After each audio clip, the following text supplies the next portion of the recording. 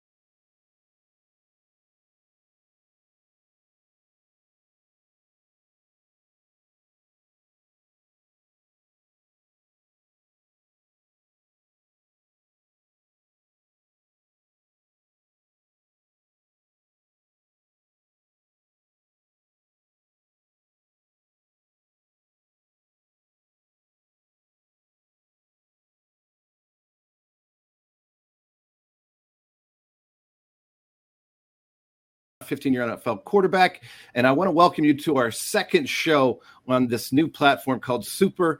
It's a part of Facebook, which I'm really excited about. This is powered by the NFL alumni. They're excited. I'm excited, and it's just a way to take my podcast to the next level. As you can see, we have our guests live, and I am really excited to get this platform rolling and to find out more about our guests and let our fans interact with us, which is really cool.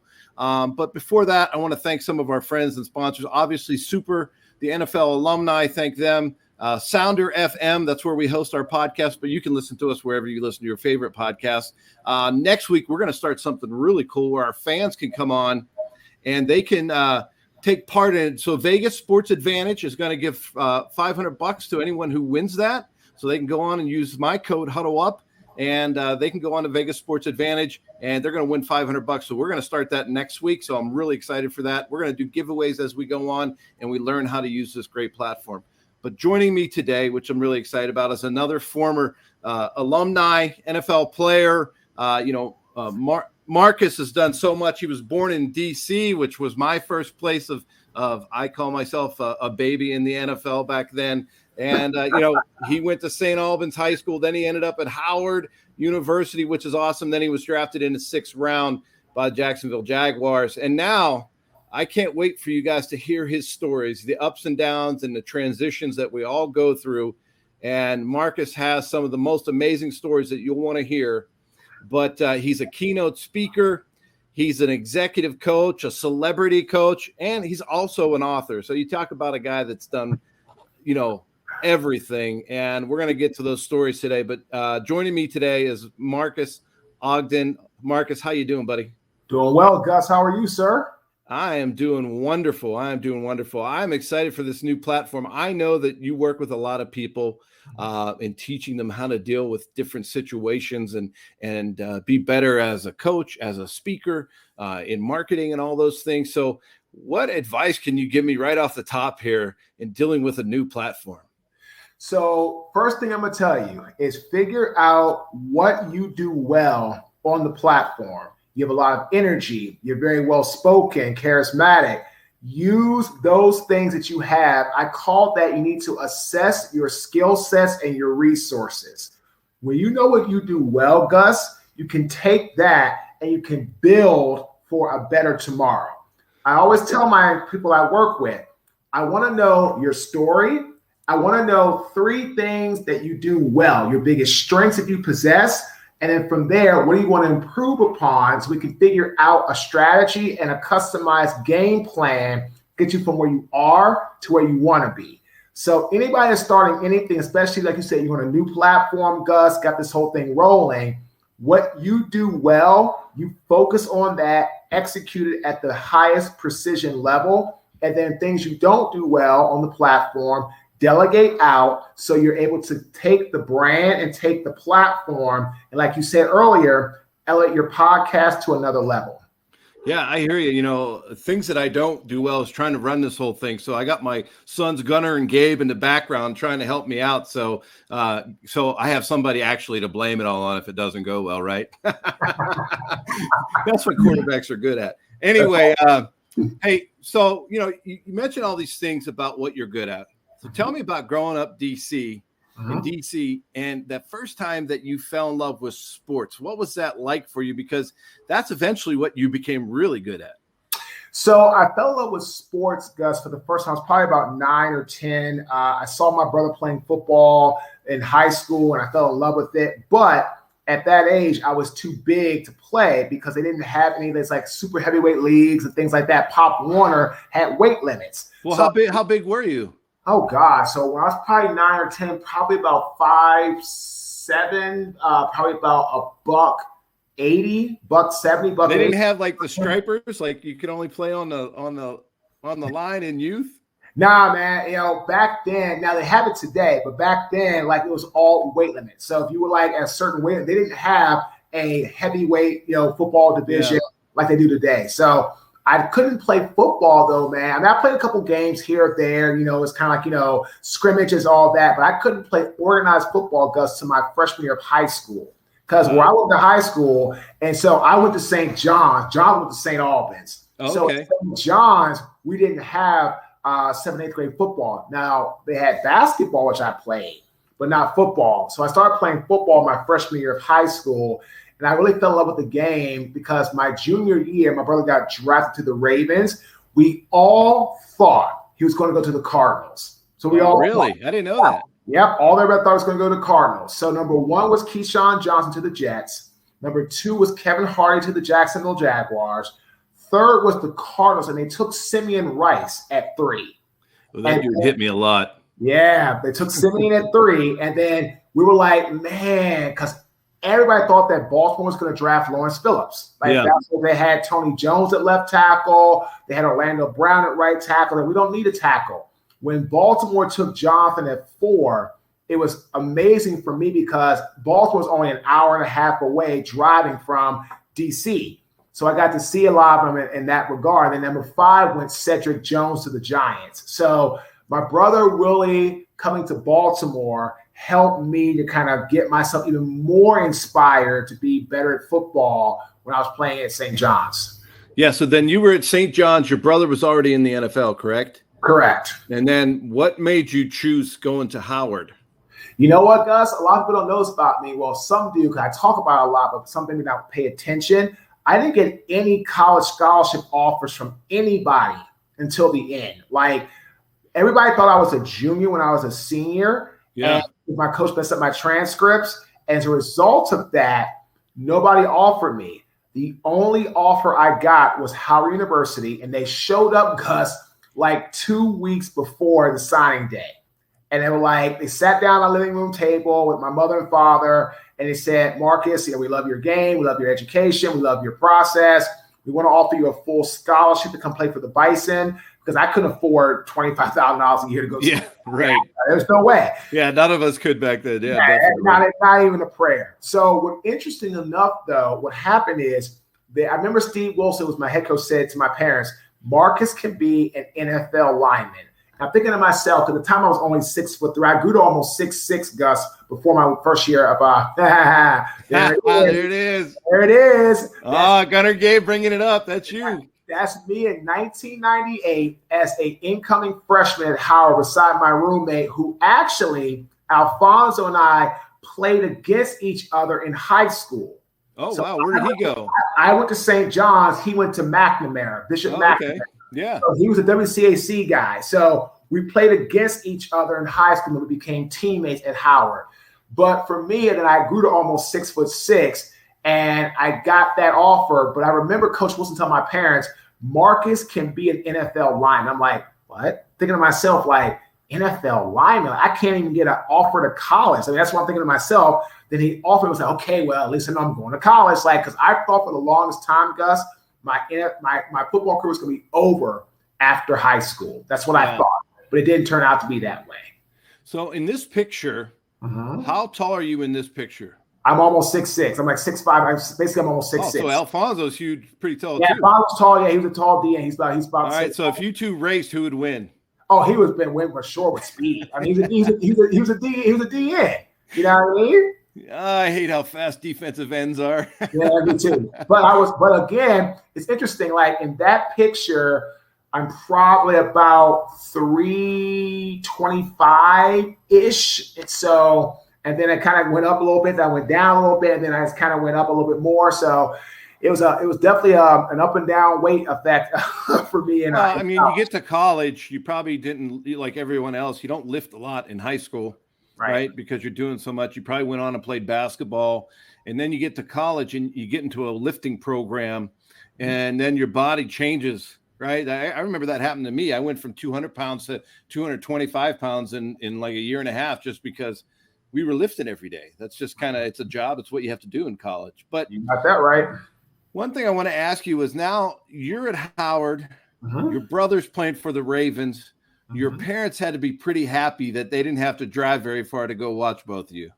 You got that right, man. So my father, who also was a Howard Bison graduate, he ended up living about 10 or 15 minutes from Howard. So he could see me, all of my games, all my home games. He also went to almost all my away games too.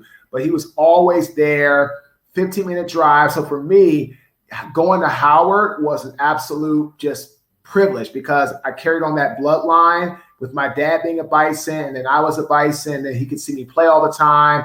So this is a picture of me, so my maternal grandfather is on the left with the Ravens. Oh, well, we both have Ravens hats on with the blue strap around his. Okay, that's your grandfather. That's my mother's father. That's my maternal grandfather. And then the other guy on the other side, that's my paternal grandfather. That's my dad's dad.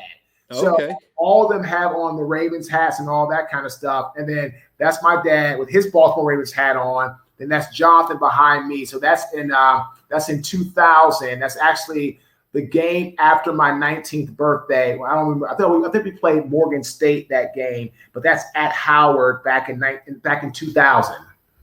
Yeah, I love like the picture though, your enthusiasm, your excitement, how happy you are to be with your family, and there's Jonathan saying like, oh man, I used to call this kid whatever name. And when he was growing up, now look at him. So what nickname did Jonathan always call you? So Jonathan always called me like Little Mo because, he was always Big J.O. So he always called me Little Mo. My dad used to call me Scooter because that was his nickname for me. I don't know where it came from, but that's what it was. I was his Scooter. And I tell you what, man, it was really cool because having my brother be that close to me where I could talk to him, I could go to practices, I could go on the field, I could watch him doing like one-on-one, him going against like Michael McCrary, Rob Burnett, all these other phenomenal players. It allowed me to learn the game at a higher level, which helped me become a better football player at Howard, which of course led me to being, and like my coach, I guess, predicted correctly, an NFL offensive lineman. So were you at Howard 4 years? 5. So I was there 5. So I went to college 5 years as well. Yep, I redshirted my first year. So you've seen your brother get drafted. I'm sure that you guys were all together for that. Did you guys get together for the draft for your year as well? We did. Now, my brother was in Vegas having to do some things for work-related, but my father, mother, grandparents all came. We were at my brother's house in Baltimore watching the draft. Yeah, no, that is awesome. So then you get drafted, right? Now you're listening to all this, just like me. I didn't get drafted till the 7th round, right? So you're there with your family, and it's day 1. It's over. Then you got to go to day 2. And there you and I were listening to you tell this story about your brother. He went 4th instead of 3rd, and for me, it's like, I always laugh because I was just excited and humbled just to be a part and be lucky enough to be drafted no matter where it was. Well, that's how I was, people thought I could go maybe as high as the 3rd round because of, I went to the Hula Bowl. I had a really great Hula Bowl, which I enjoyed a lot. I had a lot of experience in playing against guys in that game from like Miami, Texas, Rice. My head coach for that game was Mac Brown, who's now back at Chapel Hill. And I played against the other coach on the other side was Larry Coker from Miami. So I played against guys like my good friend Brett Romberg was on the other team. Oh gosh, yeah. Yeah, Jordan Black, tackle out of Notre Dame, was on the other team. Had some really good competition, man. But I played with a guy, Alonzo Jackson, who was a 2nd-round draft pick, that draft class, to the Steelers out of Florida State on my team. And he had, I think, like 5 sacks in that game, under the game. And so I was against him all week. And I gave up no sacks on him all week. And I was this hardest person to go against. And, everybody wanted to go against me. And I'm like, man, this is awesome. I'm a guy here from Howard, just showing everybody that no matter where you go to school, as long as you put the work in. And Howard had great coaches. Like Steve Wilson was an NFL player. Fred Dean, who was one of the Hogs for the Redskins. Yeah, oh yeah. In the NFL. Mac Austin played for the Jets. We had some great coaches that play in the National Football League. So the coaching was there. We might not have the facilities that a Texas or Florida State had at the time. But as long as you go and do the work, it doesn't matter if a bench looks pretty or if it's in a dungeon. Like it's a bench. It's all that matters. Yeah. And so for me, going to that game and showing everybody that I could compete with the best of the best in college really helped elevate my status in the draft. And so when I fell to the 5th, and I got a call from Dallas, and they said, "Hey, Marcus, we're looking at you drafting you." I'm like, "This is awesome! Like, I'm from Washington, but I'll go to Dallas. Sure, no problem." And then I said, "Do you guys have a pick this round?" I said, "No." I'm like thinking to myself, "Then why are you calling me?" I mean, I didn't say that. But then I ended up getting drafted by Jack and the Jaguars, and then Dallas took Torrin Tucker after I was gone from Ole Miss. Yeah, and you didn't really want to go to Dallas. I mean, you're from Washington, that's just one of the biggest rivalries in football today. Yep. And so for me, it was to be a Jaguar and to be part of Jack's first draft class was huge. Was Brunell your quarterback? Yep. I had Yep, but Byron was our first-round draft choice out of March. Oh, yeah. So we had Byron. Rasheem Mathis was drafted in the second round. We had third round was we didn't have a third round pick that. Oh, yeah, we did. We had Vince Manawai from Hawaii, who was my good friend, a guard out of Hawaii. Then we had LeBrandon Tofield, running back from LSU. We had oh man, you remember everybody. You got a great memory. Norris Reister out of Oregon. I remember my draft. Brandon Green out of Rice. There was man, 7 of us that were drafted. So I remember. I can't even remember back to '94 when I was drafted. A long time ago. Hey, I was a couple years after you, man. So yeah, you were more than a couple. You were way after me. I'm old. All right. Hey, we got a question here, and I know I screwed her name up last week, and I apologize, and I can't remember, but Miss Canoe, if you want to get on, and you can turn your camera on, you can come on, and you can ask Marques the question yourself. So if you want to do that, go ahead and do that. We'd love to have you on. But she wanted to know you can see this question. What was your favorite memory of Howard University? My favorite memory of Howard University. I would say that my first homecoming game as a starter was absolutely phenomenal. Howard was known for its homecoming. And here's the thing, and I think her name is pronounced Zakaya. And Zakaya will remember this if she's around my age or a little bit younger or older.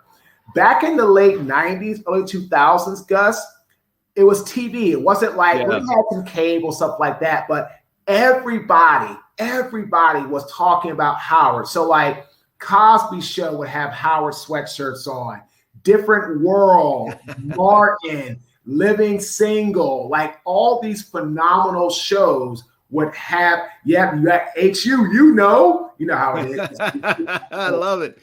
So again, man, that, it was and so I went to school with some phenomenal people, including Chadwick Boseman. Chadwick was in my class at Howard. And I remember I worked in the theater as a helper, doing things behind the scenes, pulling the curtains, all that. And I remember Chadwick was working there, and I could tell he was talented. I didn't know I was going to be that talented, but you saw greatness like that. And I was around that all the time at Howard. So but that first homecoming was just so surreal because all the people that you've seen, Jay-Z and DMX and Cash Money, and then you got people Felicia Rashad will come on campus, and all these people that you know of and see on either music or TV or fame and all that will be walking around Howard's campus, all talking I can't see the game, or I can't see the game, or I'm like, hold up, I'm in this game, and I'm the starting right tackle for Howard at 18 years old. When I'm like, man, I was if I got a year or two of starting at Howard, man, this is going to be awesome. But I got to be a 4-year starter. So as an 18-year-old, having that privilege of being a starting right tackle for Howard, when Gus, our entire O-line, were all seniors.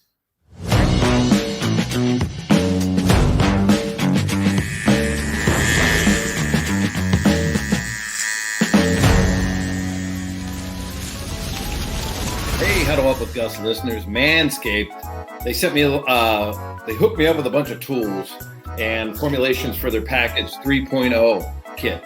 So, I want to show you guys what's in the perfect package, right? We all think we got a perfect package, but they sent me the perfect package 3.0 kit. And I want to show you what they sent me. So it was crazy. It came in this great box, and you can see what it says. They will thank you, because they send us this awesome trimmer. They sent us, stuff that makes you smell better. And then, they sent me this great, some boxers even, which you get, right? Protect them. And then, they sent me this cool sack, I guess you want to call it, to store all your stuff in. So it's been great. Manscaped sent me a bunch of product, and you can see it all on here. you can go to manscaped.com and put in the code Gus Frerotte. That's GUSFREROTTE. Get 20% off and free shipping when you use that code. But you can get a kit. You can get individual items like this way cool groomer that has a little LED light, ceramic. These things come apart. They're waterproof. You can do a lot with them. So, Manscaped is great. It's funny. I remember when I was playing with the Denver Broncos, and I'm not going to mention any names, but there was a gentleman who was playing on our team. And, if he ever hears the story, he'll know exactly what I'm talking about. But he brought his own clippers in one time, and he used it to trim his beard up and his goatee and everything. And he had them there for about 2 or 3 weeks.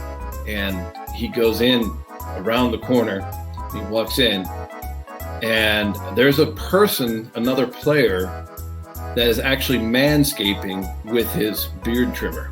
So, one of the things is you don't want to use the same trimmer down there that you use up here.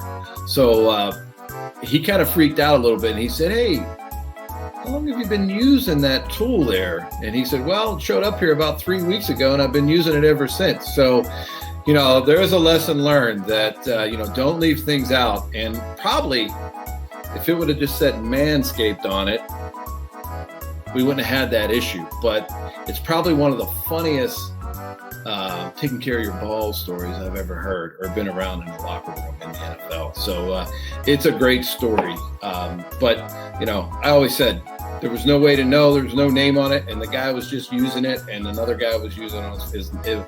It was not good, but it's a heck of a funny story. So one of the best I've ever heard in my 15 years playing in the league. But there's so many great things about Manscaped and what they're doing. Because guys, you got to take care of yourself. Even though I got gray hair and getting older, but you still have to maintain some sort of grooming, right? And so, we all work out. For me, I like working in my yard, doing those things now that I'm retired, getting a little sweat on and everything. You want to smell good. You got to take care of yourself. They got some great products. This one, a little ball deodorant. We all need that here and there. After, working in the yard, taking a hike, doing a walk, whatever you do. It's a great thing, but there's so many great products. I want to thank Manscaped for sending them to me. The Lawnmower 3.0, obviously you can use it anywhere in your body, but I'm sure you guys have all seen the commercials. But this is one just letting you know that the Lawnmower 3.0 comes with the perfect kit. You can buy the lawnmower by itself. You can buy all these products individually. They even sent me this wonderful shirt. You can see the back. Your balls will thank you. And then here's the front. So it's an awesome shirt. They have great gear. And you know what? Sometimes you can just sit back, take care of your balls a little bit, and read the paper. So I think Manscaped even has their own daily news, which is great. So don't forget that you can go to the code Gus Frerotte, and that's GUSFREROTTE, and you can save 20% on any products. The perfect package gift set, and you can save 20% and get free shipping. So use the code Gus Frerotte, GUSFREROTTE. Hey, everybody spells my name wrong. They even spelled it wrong in the back of my Pro Bowl jersey. So, I gotta help you guys out. So don't forget how important it is that you use these products. Take care of yourself down below and have some fun, right? There's nothing closer to you than your little buddies. So use the lawnmower, use the code Gus Frerotte, save 20% and get free shipping, and order some great Manscaped products.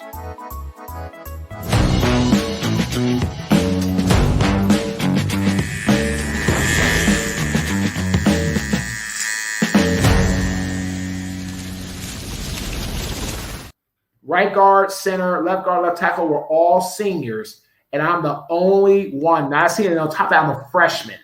So, I'm a freshman. And, for me, having that game and having that experience is like something I'll never forget for the rest of my life.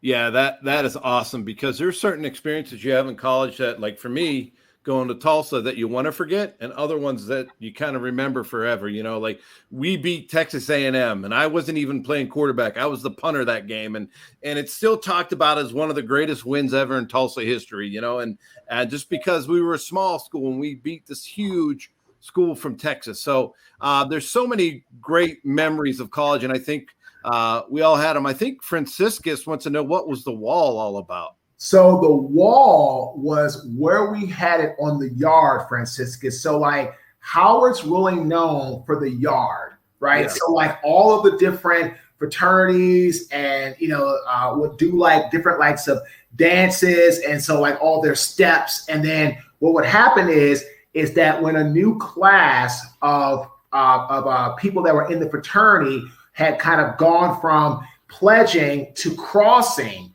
they would go out to the yard, to the wall, and they would do all of the steps and all of the different festivities out in the yard in front of the wall. So that's why you see the Qs doing it, the Sigmas, the Kappas, like that was their place when guys would pledge and they would cross the pledge. They would perform for all the students and anybody else, any faculty and any other, fraternity, past or current members. And that's where they did it all in the yard in front of the wall. So did you join a fraternity? No.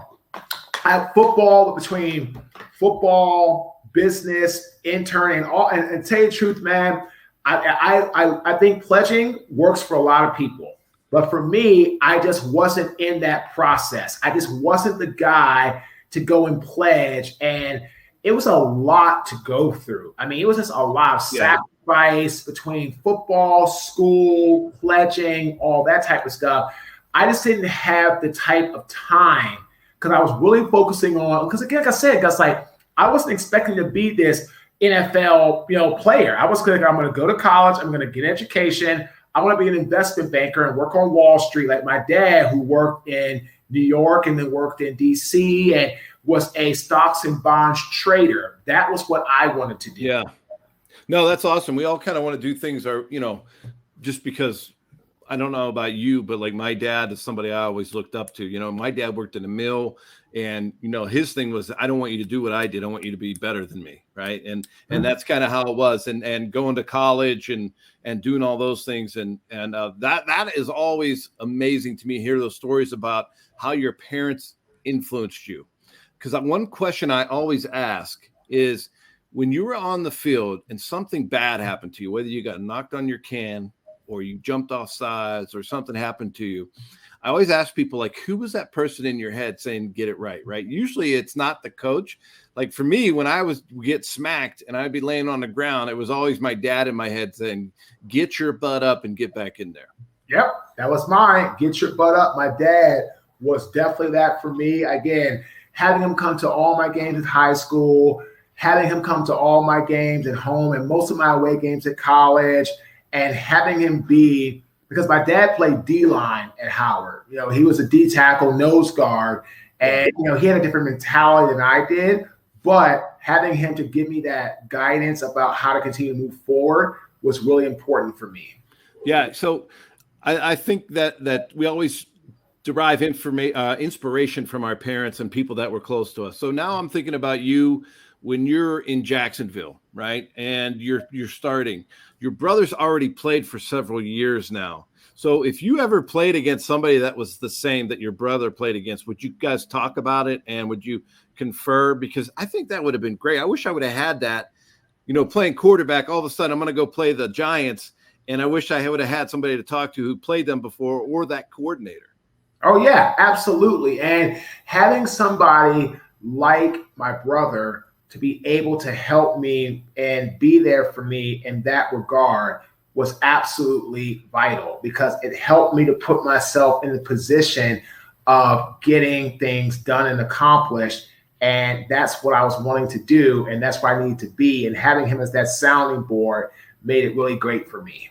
Yeah, that'd be awesome. So I want to remind all of our guests that if you want to come on and be live with us, you can actually take a picture with us. You can ask a direct question. Just make sure you turn your camera and your microphone on, and we can do that. So Zakai has another question for you. While we're on the NFL, she wants to know what team gave you the best experience to develop as a player, which is a great question because you played for several teams. And, you know, we all have good coaches and bad coaches. And sometimes you get that line coach that gives you the best. You know, you just hit it off with those people.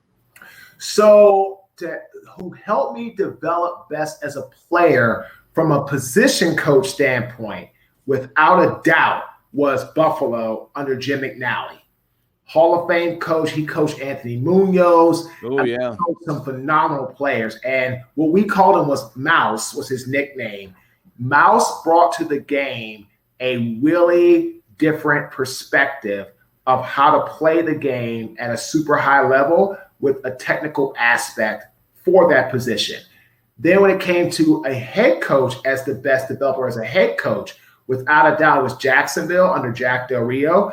Jack was a phenomenal player in the NFL. Jack was a phenomenal coach in the NFL. He still is a phenomenal coach today in the NFL for the Washington football team. But Jack, because of his ability to be a coach who played the game at the same time, it made it a huge benefit for me to carry on how to be the best of the best when it came to playing the game and having a guy that was a coach. Now, he was a rookie head coach, but still he had been coaching, you know, with the Ravens, with the Panthers, and he brought a huge attitude as a player, as a coach, and also played the game that made it that much better. So I always found it interesting between somebody who played the game and who didn't. I mean, I played for 7 teams, 15 years, and I had a lot of coaches. And I always found it interesting when I had a coach who played before that understood little different nuances. I'm not saying they were better or worse, but I'm saying they understood things differently than a coach who didn't play, if you know what I mean. And I think that's what you're talking about with Jack. Of course. And that's the same thing I'm talking about, you know, with Mouse. You know, Mouse was an offensive lineman, you know, back in the day, but he played the game and he knew the game. And because of that, and also, I'll be honest with you, because Mouse also learned so much from Anthony Munoz, I think that was the kind of relationship that they had where Mouse could teach him, but Anthony could also teach Mouse. Yeah.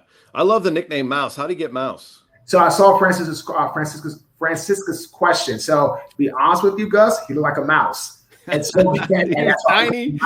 He like a mouse. I mean, that's what it was. Was he like half the size of all the linemen? He was super tiny compared to us. Probably 5'7", maybe 5'8", you know, just, you know, hunched over, had like the glasses on top of his head, pulled down, up, down. But I tell you what, man, Mouse, when he talked, players listen, because just like I tell people when I talk about my business as a speaker, as a coach, you know, people are going to hire you or work with you or respect you off your accomplishments. What you want to do is a goal.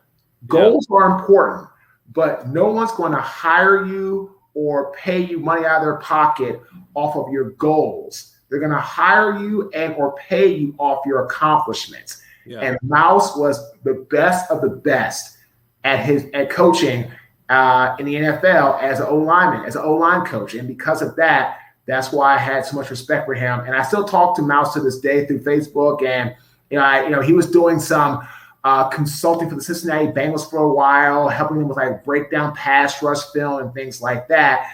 And it's great to know he's still attached to the game because he had a lot of knowledge to give back to the game. Right. One thing I want to know, and I want our audience to know, is how much a room full of offensive linemen can eat. Because I've been around you guys, and I've tried to keep up once or twice, and because linemen are always who I hung out with. And, like, I went with Matt Burke one time. We went to not Chipotle. What's the other burrito place? Qdoba? Yes. And Burke gets 3 burritos. I'm like, you're going to eat all those? He goes, yeah, I got to keep weight on. So it's like amazing how much offensive linemen can put down, like breakfast, lunch, dinner, and then before the game they're all sick and nervous. Well, I mean, like you said, Matt, and like Matt said, you got to keep weight on, and you got to keep the weight on. And as a result of that, it's like you have to put yourself in a position to be able to maintain to do your job. So, to that degree, he's 100% right. I played with Kevin Mawai, who was not the biggest guy in the world, and Kevin was a phenomenal Hall of Fame football player. But Kevin struggled to keep his weight on. He had to eat a lot. I remember when I was playing for Tennessee, I had some issues when my dad passed away. I came back to the game, and I had some injuries, things like that, and I had trouble keeping weight on. I had to eat a lot and a lot and a lot. So, yeah, man, I mean, I remember those days quite well. Yeah, that's tough. So Terry wants to know, was there any rivalry between you and your brother? Terry, we already talked a little bit about how much help he gave, when you guys would talk about other teams and everything. But did you guys have any little rivalry like, hey, I didn't give up any sacks this week, or I kicked this defensive guy's butt, Oh, yeah, you would always, chat about guys you played against and then, who did what. And we really did a great job talking about, the different, teams and experiences and things like that. But the rivalry wasn't really that crazy because we were both O-linemen. I remember it was my rookie year with the Jaguars. We were playing the Ravens at Baltimore. And one of our D linemen, Paul Spicer, who was talking a lot. I know Spice. Yeah, talking a lot of junk. Just wanting to run his mouth.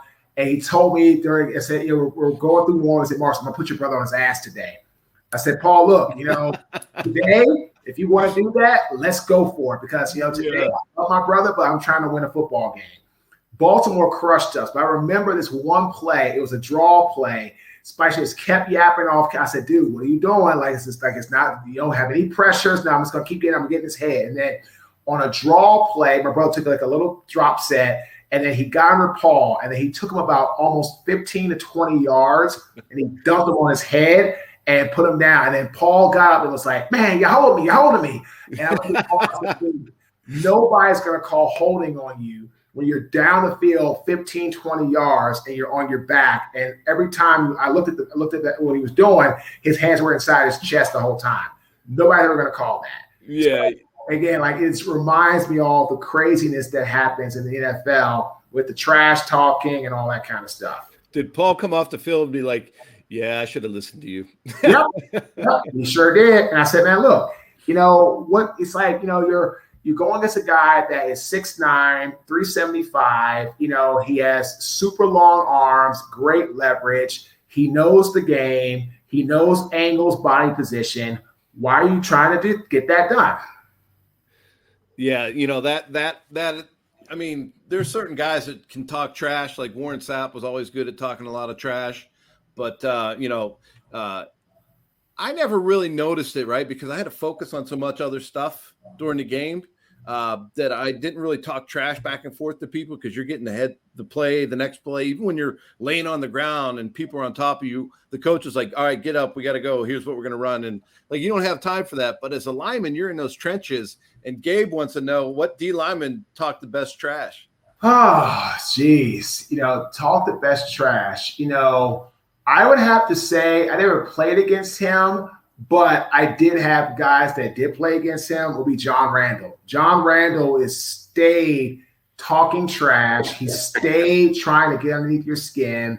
He stayed just yapping and yapping and yapping. Now, John Randle is easily one of the best defensive tackles to play the game, but John also knew at certain times not to stop talking trash. So, for example, he played against Larry Allen. And so he knew going against Larry Allen, trash talking was probably not going to be the best idea, the best move. It's one going on. So, but there's other players he knew that, he could like their skin, he could really work the angles. And because of that, he said, yep, I'm going to go ahead and talk trash. And so to me, man, it's just everybody's got that ability to do it. But John Randle, in my opinion, for what I've heard from people that played against him, was one of the best trash talks ever do in the NFL. Oh, yeah, he definitely was. I agree with you. And he's one of the greatest guys ever now. You know what I mean? When I see him at golf tournaments or different functions, He's just one of the happiest guys and that you're ever going to see, and he's always wearing his purple. So it's always wearing his purple. So now you made all these transitions. I know you even played for some other teams, like different organizations, and then you came back to the NFL. What was that like for you? It was great, man. I mean, for me, I just wanted to really be around, different perspectives. And, it was good for me to see different organizations, how things ran, other leagues outside the NFL, then came back to the NFL, finished up at my career at Tennessee. And, for me, it was playing against the best of the best. And I see Franciscus's question about define best. To me, Franciscus, best means that you can do your job at a high level all the time as a high performer, and that everybody in your way or everybody that you play against or you compete against will say the same exact thing, right? Nobody's ever going to question if Jonathan Ogden was one of the best of the best. You're not going to question if Anthony Moose was one of the best of the best. You're not going to question was Larry Allen. You're not going to question was, Troy Aikman. You're not going to question, any of these guys that are considered the best of the best. Junior Seau. You're not going to do that. And so what the best of the best to me, Franciscus, means that other people that you play against are going to say that you are the best of the best. Again, two of the best. Jonathan Ogden, Junior Seau. Nobody will ever say those two aren't the best of the best. Well, yeah, and you're right. That's how it always goes. These guys that get into the Hall of Fame that you see that are just incredible people. My son Gabe got to work at the Hall of Fame and see all these guys and hear their stories. And what do you think makes them the best of the best? It's the mindset, like the mindset you have to persevere, adapt, pivot through anything. Because just like in life, in the NFL, you're going to win some battles, you're going to lose some battles. You're going to win games, you're going to lose games. You're going to kick the guy's ass in front of you and give up no sacks one day. You might give up 2 sacks the next week. Like, when Taylor Loon got beat for 5 sacks, well, I think Chandler got 5 sacks. I think 4 were on Taylor Loon. I think that made him realize that, man, look, I got to do better. I got to have the right mindset. I've got to come back. I've got to fix this. And what I feel makes somebody the best of the best, or what I call the elite, is the mindset to get out of a negative situation, a negative thought process quickly, and rebound and go into the next phase from there. Yeah, I mean that's important, right? Because that works the same in business. And you went through a program after you retired, but a little later, because when you first retired from the NFL, I think you started another company and you had some ups and downs with that company. So tell us a little bit about that and how you really learned from that experience, but how the NFL got you through, and all the years of football and competing got you through that hard time. So when I retired from the game in the 07-08 season, I ended up getting addicted to alcohol, narcotic painkillers, nightlife, gambling, for about 6 months because I had no plan. I had no strategy. I didn't know where I was going with myself in my life. And I'll never forget, man, when I finally put the bottle down and the painkillers down, I started this construction company, Cater Premier Enterprises. And by the 3rd year, we became the largest African-American owned subcontracting company in the city of Baltimore and the state of Maryland for 2 years. Wow. But unfortunately, as the company grew, Gus, so did my ego, my bravado. I thought I knew it all. I thought I could do everything. And as a result of that, I ended up putting myself in a really bad position where I became an egomaniac boss, not a good sound leader. And when I ended up having my best people start to leave the organization because I was not allowing inclusion, I was not allowing people to share their thoughts without fear of being judged, people left. And that in conjunction with a job where I spent about close to $3 million in 90 days for a developer and a general contractor. And when that change order got denied, Gus, I was filing a Chapter 7 complete bankruptcy in 2013. I lost my home, lost both my cars, 800 credit score down to 0. I was a multimillionaire in April 2012. I had $400 to my name in April 2013. And I ended up working for Merrill Lynch for a short time, got fired from that job after 2 months, went to a construction company the next day, was fired from that job 5 days later. And the only job I could get, Gus, was a custodian making $8.25 an hour on the graveyard shift. And I'll never forget this, Gus. I ended up having my rock bottom moment of clarity where somebody's trash and rotten meat and nasty banana peel and horrible protruding garbage got over my body, my skin, and my clothes. And that was my wake-up call, Gus, to say, if I don't get out of this, in my mindset, if I don't make a change in how I think and stop playing victim mode and stop playing poor Marques, poor me, yada, yada, yada, if I don't get out of this mindset today, I'll be here for the rest of my life. And living what I call, Gus, at the time, Al Bundy syndrome. How great I was back in the day playing football. How I scored 4 touchdowns in one game in high school. Nobody cares. Right. No one cares. So I really focused my energy on getting things done in that regard. Yeah. So once it's over, it's over. It's over. It's over. It's done. Yeah. Yeah. So, unless you're one of the guys that go into the Hall of Fame, when it's over, it's over. And so when you tell me about, like, you had this ego as a boss, you know, that is, to me, is like, okay, what does that mean? Like, were you just not listening to people? No. So yelling at people? I have an acronym for ego, Gus: exaggerated, glorified opinions. So I always exaggerated how good I was as a construction company owner, because in reality, I didn't really know my job. Glorified, I always chased glory, fame, notoriety, money, what I call external motivating factors that mean absolutely nothing. And then I always had to have the last word. So that's the opinion. So then after I lost everything, Gus, and I was that custodian, I woke up and I had that moment. I came home, I wrote down my 3 biggest strengths, and I said, I'm a good storyteller, good communicator, I want to help people. Yeah. That's when I said I want to become a keynote speaker. Took me 2.5 years, Gus, to get my first paid speaking job. The NFL taught me about fortitude, mental conditioning, mindset approach, where I didn't give up, where a lot of people would have given up. Yeah. Got my first paid job in April 2016 for Miller Mott College in Wilmington, North Carolina, small college off the Wilmington coast. And I got that job, and then I started to learn the business, got coached and got brought up. And today, Gus, I've worked for 27 Fortune 500 companies as a speaker. I've written 2 best-selling books. I'm a consultant. I'm a coach. I have my own podcast. And I'm just always the person that's trying to help others with their life. And because of that mindset that the NFL taught me, and now I have no ego.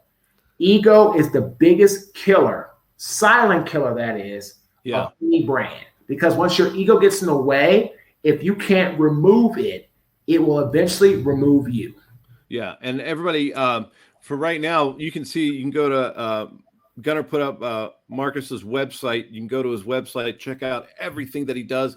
And, I've been on it. It's so much information because you are doing so much. It's incredible. But one of the things I wanted to ask you, so you're going through this time where you talk about your ego and you losing a business, and you have a brother who has been successful.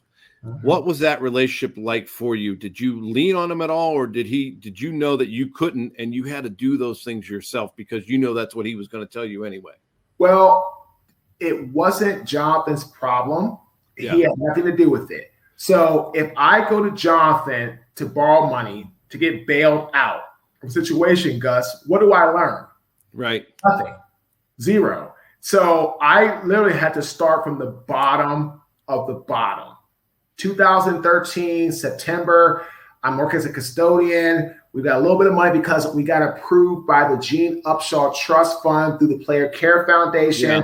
They paid a few months of our bills to help us get some things going, but they didn't put any money in my pocket. They didn't say, hey, Margaret, here's 10 grand, here's 20. No, they just paid the bills. So I had to work, Gus, as, again, Merrill Lynch, 2 months, fired. Construction company the next day, fired 5 days later. Coaching kids football to keep money coming in. Great. Season starts. I start getting less and less clients. Okay, go get a job as a custodian, $8.25 an hour, 10 p.m. till 5 a.m. Adding money in, working there. And then I had that moment of clarity, that rock bottom spoiled milk moment. And I still, after that, was working as a custodian for another 6 months. Didn't quit that job until March 2014, when I started doing football training and started running camps. I was a birthday clown at birthday parties. I did it all, man. Oh, man, you've done it all. And there's a great link to a video that you sent me today that shows you talking to kids about, life and how to be better and all that. So Gunnar, can you put that up as well, that link? It's a great video on YouTube and I love it. But, Marques, people think of NFL players as once you're in the NFL, they think you're just everybody's a multimillionaire and everybody has got it made.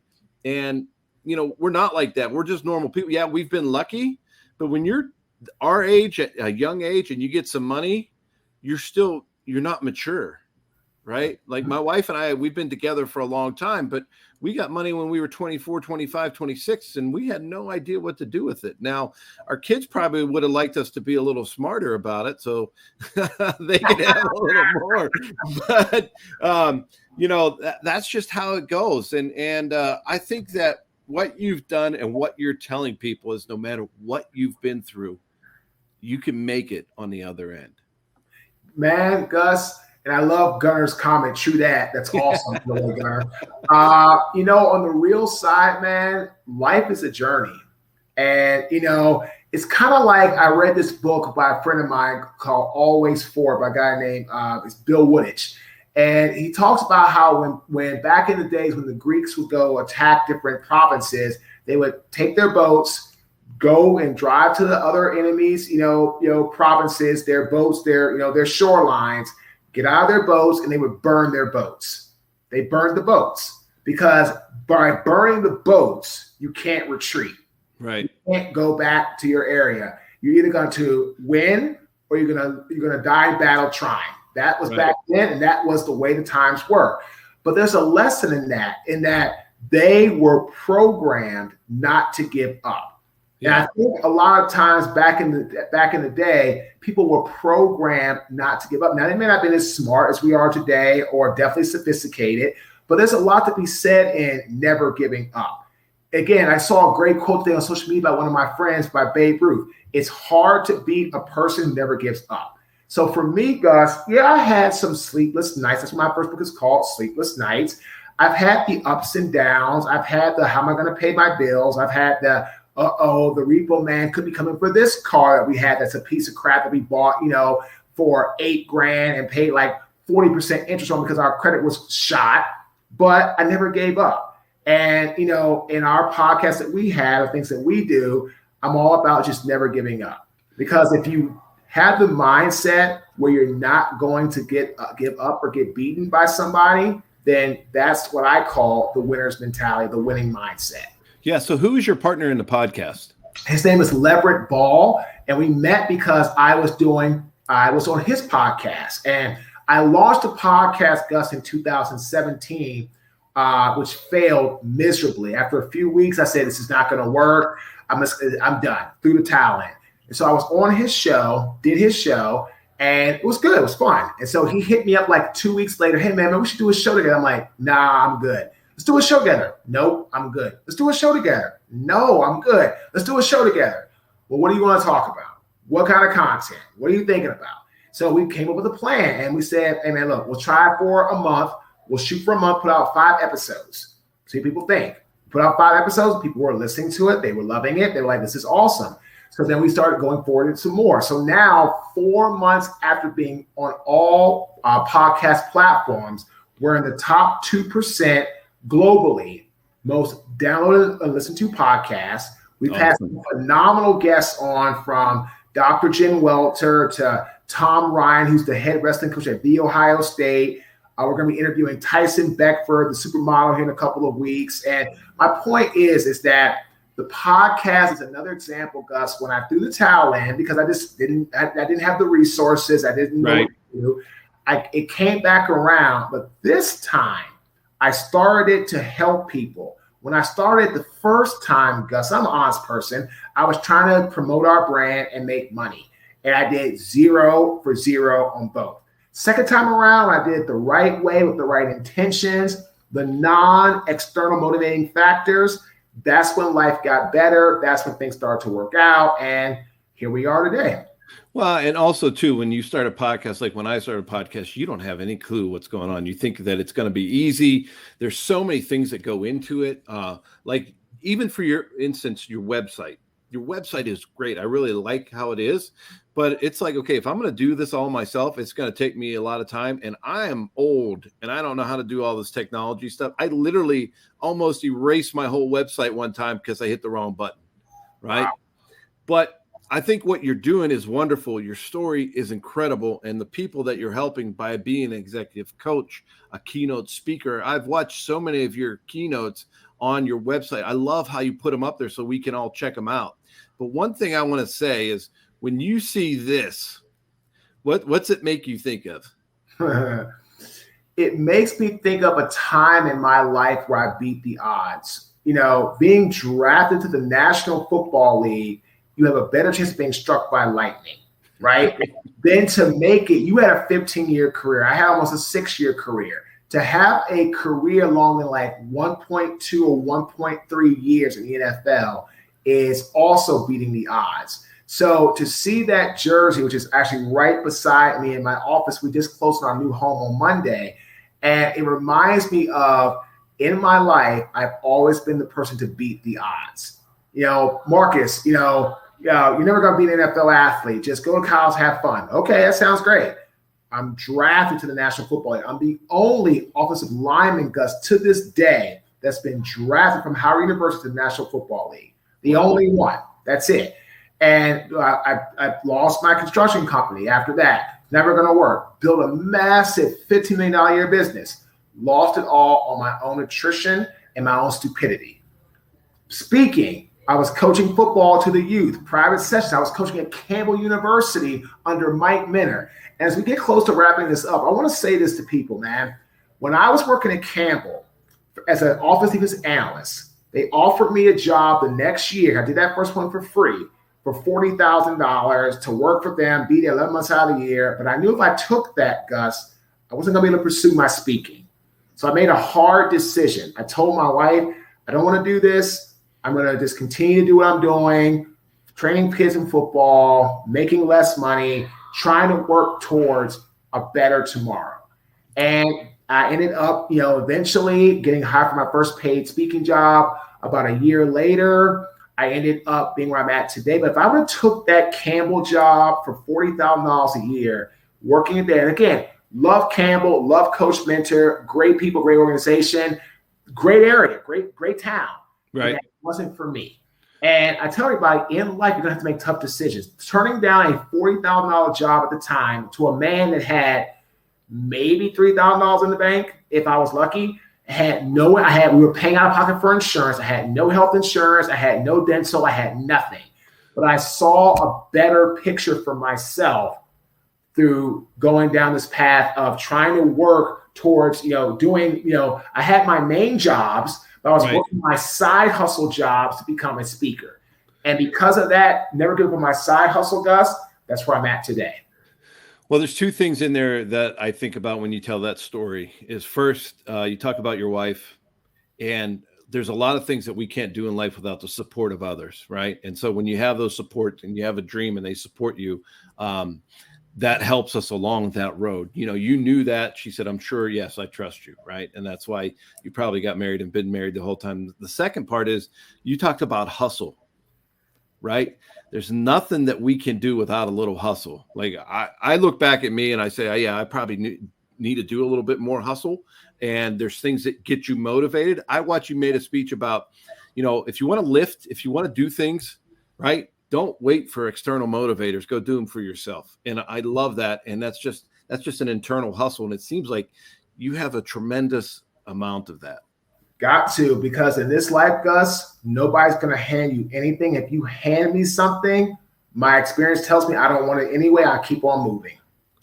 Right. So if you're going to sit down with one of our audience members and you're going to tell them one thing, what would that one thing be? I would tell them,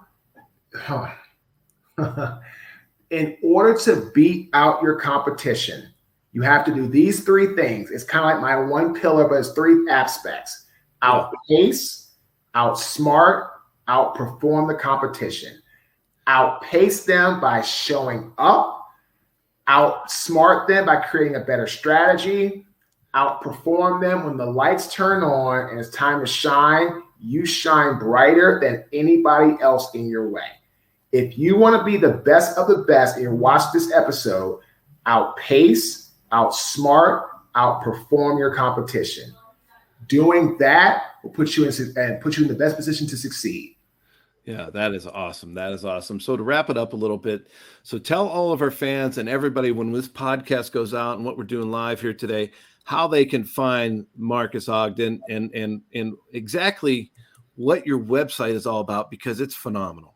So you can go to our website, www.marques, M-A-R-Q-U-E-S, Ogden, O-G-D-E-N.com, and check us out. We have a lot of speaking things on there, what we talk about from a keynote perspective, one-on-one coaching, consulting.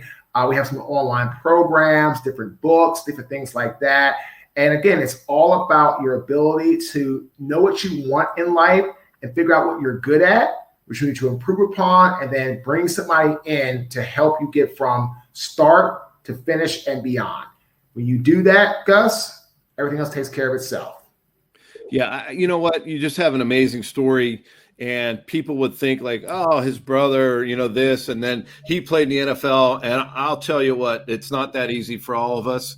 And you have proven that if you have a little hustle, a little hard work, and a mindset, obviously we all have down parts in our life. We've all been through ups and downs, and you're no different than anybody else. And I'm sure if we talk to Hall of Famers, they've all been through them too. Same thing. And you just keep a perspective of moving forward, putting one foot in front of the other. It may be, I got to go take a janitorial job, but I know that's going to be the next step to something else in my life. So there you go. I appreciate you joining us and telling us your story today. It's an amazing story. And one thing I left that I have to ask, if you and your brother went golfing, who would win? Oh, him.